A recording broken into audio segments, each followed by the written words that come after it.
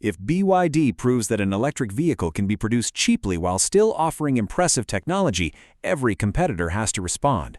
Tesla has to respond, Ford has to respond, GM has to respond, Volkswagen has to respond, Toyota has to respond, and eventually, consumers benefit. Imagine buying a brand new electric car for around $10,000. Now imagine that same car comes with technology that some automakers charge thousands of dollars extra for. And then imagine the company behind it announces that this technology will be available across its entire lineup.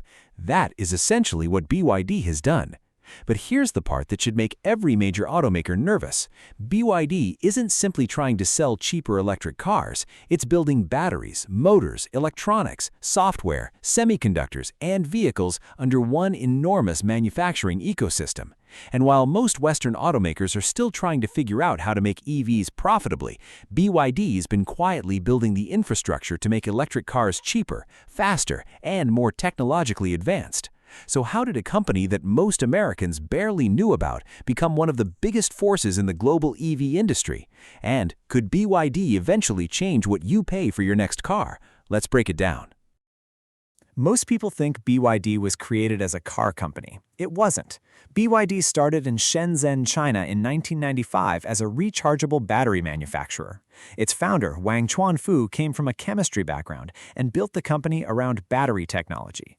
That decision would eventually become one of BYD's biggest advantages because while traditional automakers spent decades perfecting gasoline engines, transmissions, exhaust systems, and fuel systems, BYD was learning how to manufacture the technology that would eventually replace many of them.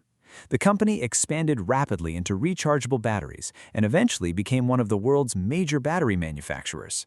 Then, in 2003, BYD entered the automobile business by acquiring a struggling Chinese automaker. And suddenly, the company had something incredibly powerful: a battery business and a car company. Instead of buying the most important components from hundreds of suppliers, BYD could increasingly develop and manufacture critical technology itself. That strategy would eventually become the foundation of everything that came next. And one investment made the story even more interesting. In 2008, Berkshire Hathaway invested roughly $232 million in BYD. At the time, it looked like an unusual bet. Today, it looks dramatically different. Because BYD wasn't simply building another car company, it was building a completely different manufacturing model. Here's where BYD becomes really interesting.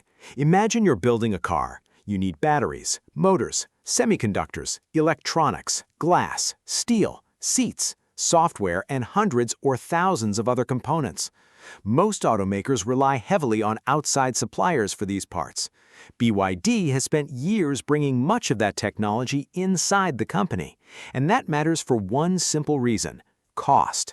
If you control more of the supply chain, you have more control over how much the final vehicle costs to manufacture. You can redesign components, you can simplify production, you can increase manufacturing scale, and when supply chains become disrupted, you may have fewer dependencies on outside companies. This became particularly important during the global semiconductor shortage.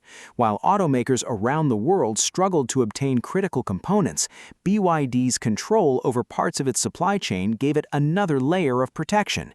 And this philosophy extends directly into one of BYD's most famous technologies, the Blade battery. The battery is arguably the most important component in an electric vehicle. It's also one of the most expensive, so if you can make the battery cheaper, safer, and more efficient, you can potentially make the entire vehicle cheaper. That's exactly where BYD's Blade battery enters the story.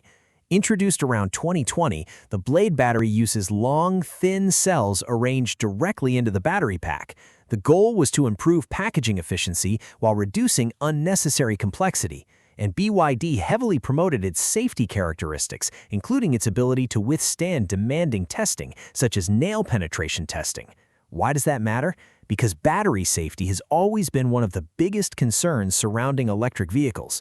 A battery isn't just an energy source, it's essentially a massive energy storage system sitting underneath the vehicle. BYD wanted its battery architecture to be safer, more space-efficient, and easier to manufacture at scale. And because BYD manufactures batteries itself, the technology doesn't have to remain isolated in a laboratory. It can be pushed into actual production vehicles, from relatively inexpensive models to high-performance and luxury vehicles. That is the important part.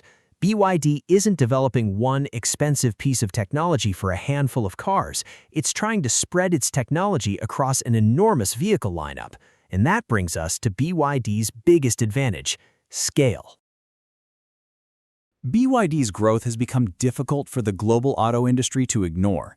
The company has expanded beyond pure electric vehicles into plug-in hybrids while simultaneously building a huge international presence.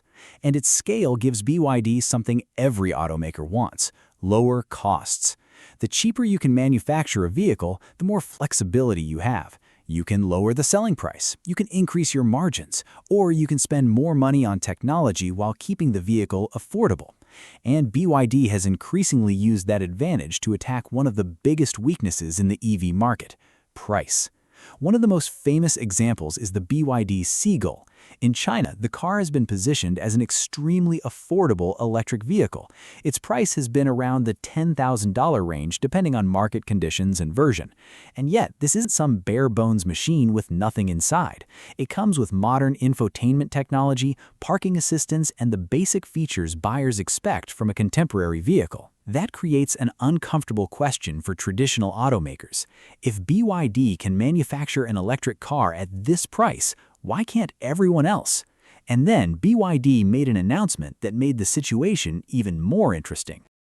In early 2025, BYD announced that its advanced driver assistance system, known as God's Eye, would be offered across a broad range of vehicles, including much more affordable models. And this is where the announcement becomes important, because driver assistance technology has traditionally been positioned as a premium feature. Want advanced highway assistance? Pay more. Want automated parking? Pay more. Want additional sensors and software? Pay more. But BYD's strategy was essentially, why make advanced driver assistance exclusive to expensive vehicles? Put it into much cheaper cars. That changes the economics of the entire market, because suddenly a buyer doesn't have to choose between affordability and technology. The technology becomes part of the baseline. And when one manufacturer makes expensive features standard, competitors eventually have to respond. That's how technology spreads through an industry. One company introduces something, another company copies it, another makes it cheaper, and eventually consumers expect it. That's exactly why BYD's announcement matters beyond BYD itself. But the company wasn't finished, because shortly afterward, BYD revealed another technology that could attack one of the biggest complaints about EVs: charging time. For years, electric vehicles have had one major disadvantage compared with gasoline-powered cars: refueling. A gasoline vehicle can pull into a station, fill up, and leave within minutes. EV charging can take considerably longer. BYD wanted to change that. In 2025, the company unveiled its Super E platform, designed around extremely high voltage and high current charging. BYD claimed the system could add roughly 400 kilometers of driving range in around 5 minutes under its stated conditions. Think about what that means. If charging infrastructure and vehicle technology can eventually deliver that kind of performance consistently in the real world, one of the biggest psychological barriers to EV ownership begins to disappear. You wouldn't necessarily need to think, how long will I be sitting here? You could start thinking, how long will I be inside the store? Of course, there is a major catch. The charging infrastructure needs to support it. A vehicle capable of accepting enormous amounts of electrical power is only useful if the charging network can deliver that power. And that's why BYD's announcement isn't just about cars, it's about an entire charging ecosystem. The company has talked about deploying thousands of high-speed charging stations in China, and if that infrastructure expands alongside the vehicles, BYD isn't simply selling EVs, it's building an ecosystem around them. Now, here's where the story gets geopolitical. BYD does not currently have the same direct access to the American passenger car market that traditional manufacturers enjoy. Tariffs and trade policy make importing Chinese-built EVs into the United States extremely difficult. But here's the problem. BYD doesn't need to sell millions of cars in America to influence the American auto industry. Its global expansion is already putting pressure on competitors.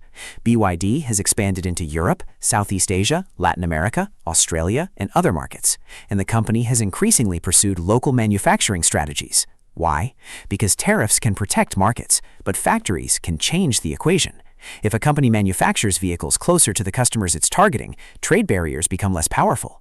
That's why BYD's international factory strategy deserves attention. It isn't simply exporting cars from China, it's increasingly asking, where do we need to build cars to compete? And that is a much bigger question. Because if BYD eventually establishes manufacturing operations close enough to major markets, its biggest weapon won't necessarily be the cheapest Chinese EV. It could be a globally manufactured EV with BYD's cost structure. And that is a much harder competitor to keep out. And just when you think BYD is only about cheap electric cars, the company reveals something completely different. Look at Yangwang. This is BYD's luxury and technology-focused brand, and its vehicles demonstrate what happens when a company controls the electric powertrain at a very deep level. The Yangwang U9 is an electric supercar with 4 independent motors and enormous performance potential. BYD has even demonstrated technology allowing the vehicle to perform dramatic movements using precise control of its individual wheels. Then there's the Yangwang U8. It's a massive luxury SUV with technology that allows it to perform unusual maneuvers, including rotating in place.